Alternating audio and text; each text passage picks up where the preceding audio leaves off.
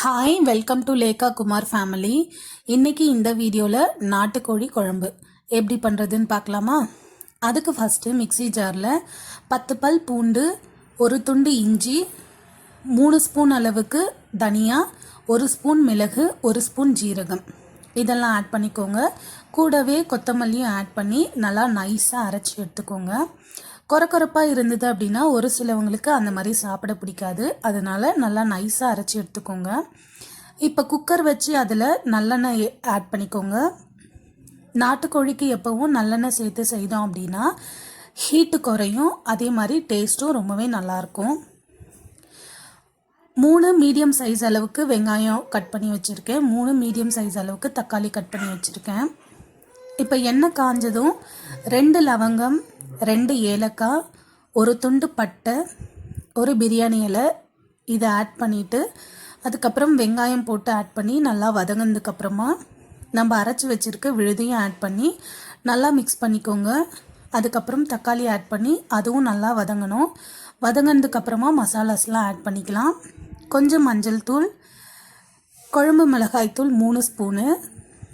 குழம்பு மிளகாய் தூள் அப்படிங்கிறது நம்ம வீட்டில் அரைக்கக்கூடிய தனியா, வத்தமல்லி இதெல்லாம் சேர்த்து அரைக்கிற அந்த மிளகாய் தூள் தான். அதை ஒரு 3 ஸ்பூன் ஆட் பண்ணிக்கோங்க.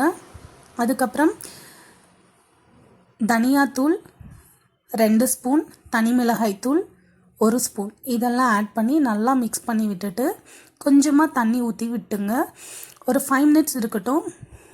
அதுக்கப்புறம் நல்லா எண்ணெய் பிரிஞ்சு வந்ததுக்கப்புறமா நம்ம மஞ்சத்தூள் போட்டு வாஷ் பண்ணி வச்சுருக்கக்கூடிய அந்த நாட்டுக்கோழி இதில் ஆட் பண்ணி நல்லா மிக்ஸ் பண்ணி விட்டுக்கோங்க. அதுக்கப்புறமா தேவையான அளவுக்கு தண்ணி ஊற்றிக்கோங்க. தண்ணி ஊற்றி மூடி போட்டு லிட் போட்டுட்டு ஒரு 8 விசில் அளவுக்கு விட்டுக்கோங்க. நாட்டுக்கோழிக்கு எப்பவும் 8 விசில் விட்டிங்கன்னா தான் நல்லா வெந்து வரும்.